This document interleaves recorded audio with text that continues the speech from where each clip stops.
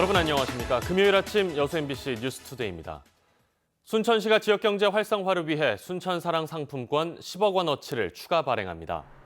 순천시는 코로나19로 인한 지역경제 침체를 막고 경제 활성화의 견인차 역할을 위해 특별 발행한 순천사랑 상품권의 수요가 늘어 판매분을 20억 원에서 10억 원을 더 확대해 발행하기로 했습니다.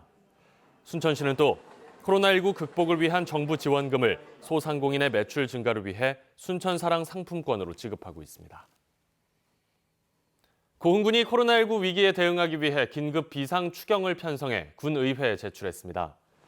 고흥군은 코로나19 위기 극복과 긴급 민생경제안정지원금 120억 원을 포함해 제1회 추가 경정 예산안 7,317억 원을 편성해 군의회에 제출했습니다. 이는 당초 본 예산 6,546억 원보다 11.8% 늘어난 규모입니다. 고흥군이 이번에 편성한 예산안은 오는 31일부터 다음 달 2일까지 열리는 제286회 고흥군 의회 임시회에서 의결을 거쳐 최종 확정됩니다. 지난주 만연한 불법 고용으로 인해 이주 노동자들이 위험한 환경에 노출되는 실태를 전해드렸습니다. 이주 노동자들이 겪고 있는 문제는 이뿐만이 아닙니다. 가장 흔한 문제는 임금 체불인데요. 공공기관에서 발주하는 공사도 예외는 아니었습니다. 조희원 기자입니다. 지난 2018년 착공한 전남 도립미술관. 이곳에서 일했던 카자흐스탄 노동자 8명은 밀림 임금을 받지 못하고 있습니다. 몇 달만 참으라며 지급기일을 미룬 게 벌써 4번째입니다. 한 달 끝나면 15일날부터 주근지 그랬어요. 몇 번 받으셨어요? 한 달. 한 달? 네. 한 번? 한 번. 작년 한 번만 네. 돈을 받고 네. 그 뒤로는 돈을 못 받으시네요. 네.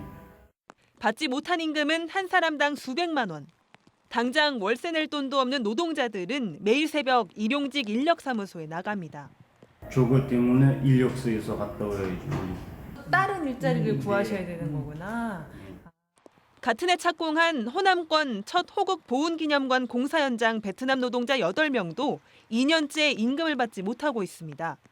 고소하겠다는 말을 꺼내자 이달 말까지 돈을 주겠다고 했지만 임금은 당초 약속보다 줄어들었습니다. 하지만 안 받는 것보다는 낫다 싶어 결국 받아들였다고 합니다. 받은 임금 이번 주 보내 계속 이번 주 거짓말. 장 다 보냈어요. 베트남 팀장 다 안 받어요. 이거 다 조금 무적게 안 보내요. 이주 노동자들은 인권단체를 통해 공사를 발주한 전라남도와 보훈처에 여러 차례 임금 체불을 신고했지만 기관은 이미 계약금을 지급했다며 원하청업체가 자체적으로 해결할 것이라는 원론적인 입장만 되풀이했다고 합니다. 전화를 해서 물어봤더니 이상 없이 우리는 다 지급을 했으니까 그쪽 회사에서 처리할 것이다. 지급이 됐는지 그런 것도 관리 감독을 해야 되는데 그런 건 하지 않고 원청하고만 이렇게 계약해서 지급했다 하는 식으로 얘기를 하면 그 이하에 있는 모든 근로자들은 얼마나 힘든 그런 과정들을 겪어야 되느냐. 취재가 시작되자 전남 도립미술관 발주처인 전남개발공사는 원하청업체들이 오는 5월까지 체불임금을 완급할 수 있도록 하겠다는 입장을 밝혀왔습니다. MBC 뉴스 조희원입니다. 광양시가 코로나19 예방을 위해 마스크 무상 공급에 나섰습니다. 광양시는 어제부터 각 읍면동 사무소를 통해 가구별로 3매씩 마스크를 공급하고 있다며 수요를 지속적으로 파악해 소외계층과 대민 접촉이 많은 시민들에게 공급을 확대할 예정입니다. 광양시는 지난 18일까지 마스크 14만 매를 확보해 시민들에게 지급했습니다. 전남도가 코로나19로 어려움을 겪고 있는 도내 택시 운전원들에게 50만 원씩을 긴급 지원합니다.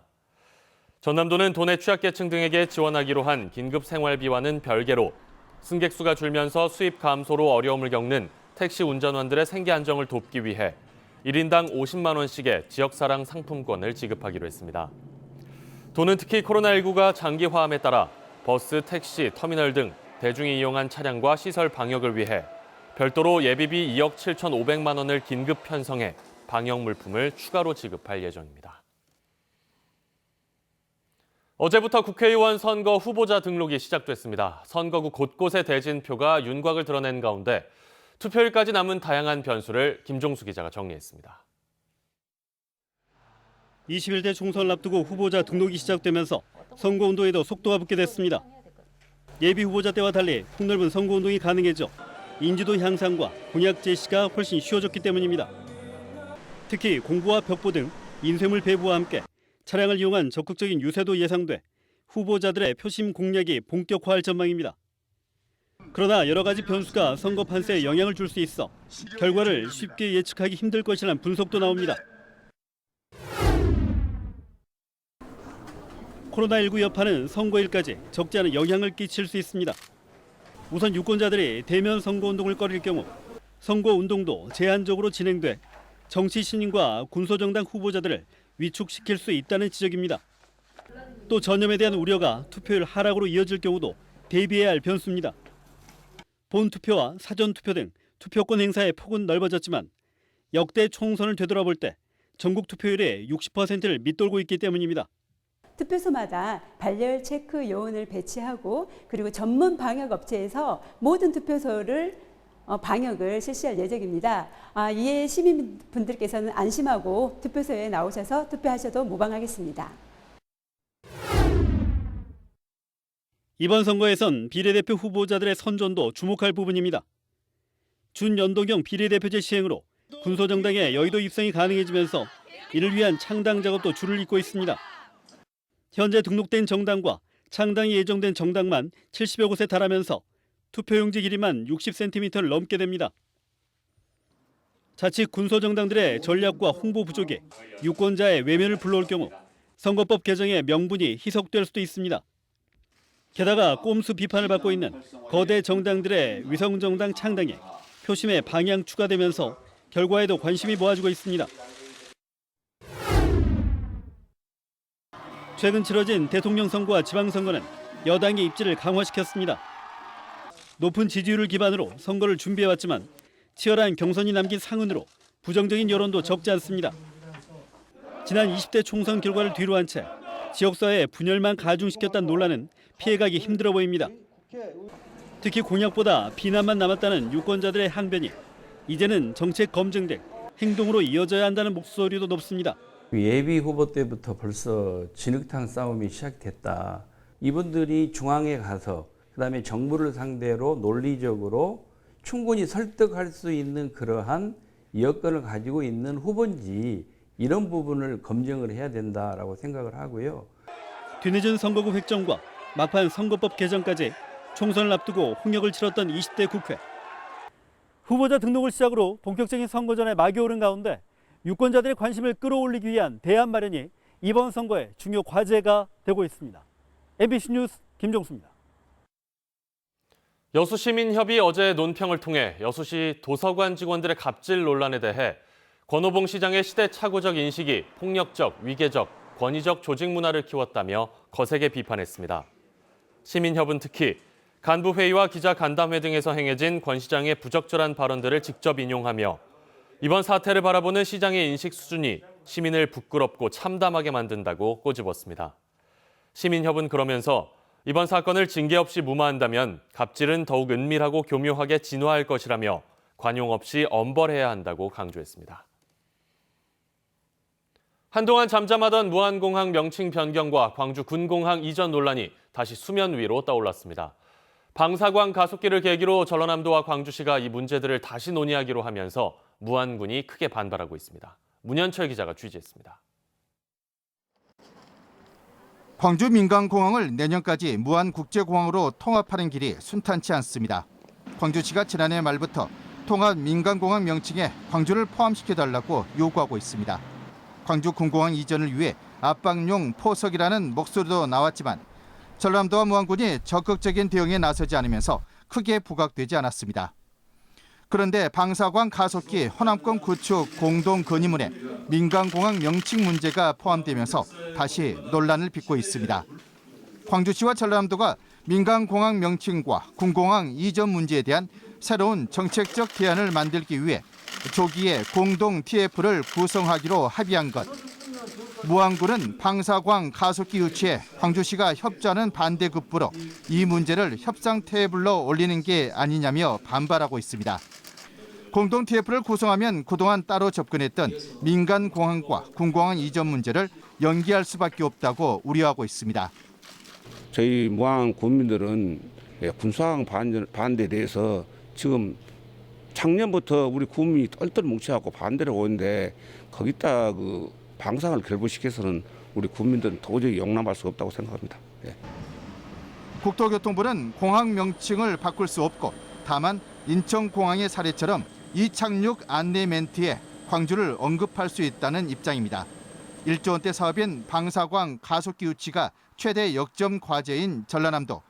공항 명칭 변경과 군공항 이전은 절대 불가 입장을 고수하는 무안군. 민간공항 통합과 군공항 이전을 함께 묶어 해결하고 싶은 광주시. 공동 TF가 구성되더라도 순탄치 않은 앞길을 예고하고 있습니다. MBC 뉴스 문현철입니다. 올해 2분기 지역 내 기업 경기가 1분기보다 악화될 것이라는 전망이 나왔습니다. 여수상공회의소에 따르면 올해 2분기 여수 지역 제조업체들의 기업 경기 전망 지수는 1년 전보다 25.4포인트 하락한 73.2로 기준치인 100을 크게 밑돌았습니다. 또 광양 지역 제조업체들의 기업 경기 전망 지수도 63.5에 그쳤습니다. 상공회의소는 코로나19로 인한 유가 하락과 석유 화학 제품의 수요 감소, 경기 침체에 따른 소비 위축을 지수 하락의 주요 원인으로 분석했습니다. 전남 동부 지역 지자체장들의 재산이 대부분 늘어난 것으로 집계됐습니다. 공직자윤리위원회가 대한민국 전자관보에 게시한 자료에 따르면 권오봉 여수시장이 16억 800만 원, 허석 순천시장이 4억 6,300만 원을 신고해 지난해보다 1억여 원 늘었으며 송귀근 고흥군수도 16억 1,500만 원으로 1,300만 원이 늘었습니다. 반면 정현복 광양시장의 경우 관내 지자체장 가운데 가장 많은 27억 500만 원을 신고했지만 지난해보다 400만 원이 줄었습니다. 도의원 가운데서는 최무경 의원이 1억 4천만 원 늘어난 46억 390만 원, 민병대 의원이 1억 9천만 원 늘어난 7억 7,200만 원을, 강문성 의원이 7천만 원이 늘어난 31억 5,600만 원을 신고했습니다. 김영록 전남도지사의 재산도 1년 전보다 1억 7천여만 원 증가했습니다. 정부와 전라남도 공직자윤리위원회가 관보와 시도에 공개한 공직자 재산 등록 내역에 따르면 김영록 전남지사의 재산은 1년 전에 비해 1억 7천여만 원이 증가한 것으로 나타났습니다. 이어서 날씨 정보 보시겠습니다. 운전하셔야겠습니다. 지금 레이더 모습을 통해 자세히 보시면 대전 등 일부 내륙 곳곳에 흩어진 비구름이 남아있어서 약한 비가 이어지고 있는데요. 낮 동안은 이 비구름마저 모두 물러가고 뒤따라 이내 찬 공기가 내려오면서 날이 부쩍 쌀쌀해지겠습니다. 서울의 경우 낮 기온이 16도로 올 들어 가장 높았던 어제보다 5도가량이나 내려가겠고요. 오늘 밤 사이에는 기온이 더 큰 폭으로 하강해서 주말인 내일과 휴일 아침에는 2, 3도 선까지 뚝 떨어지겠습니다. 그래도 차갑고 또 깨끗한 북서풍 덕에 날은 내내 쾌청하겠습니다. 오늘 오후부터 전국의 하늘 차츰 개겠는데요. 동해안 지방만 내일 아침까지 오락가락 비가 이어지겠고요. 내일까지 해안가와 제주도에서는 바람이 강하게 불겠고 해상의 물결도 거세게 일겠습니다. 자세한 낮 기온 보시면 서울과 광주가 16도, 대전 18도, 대구는 20도를 보이겠고요. 기온은 일요일 낮부터 차츰 오름세를 보이겠고 다음 주에는 제주와 영동 지방을 중심으로 비 소식이 자주 들어 있습니다. 날씨였습니다.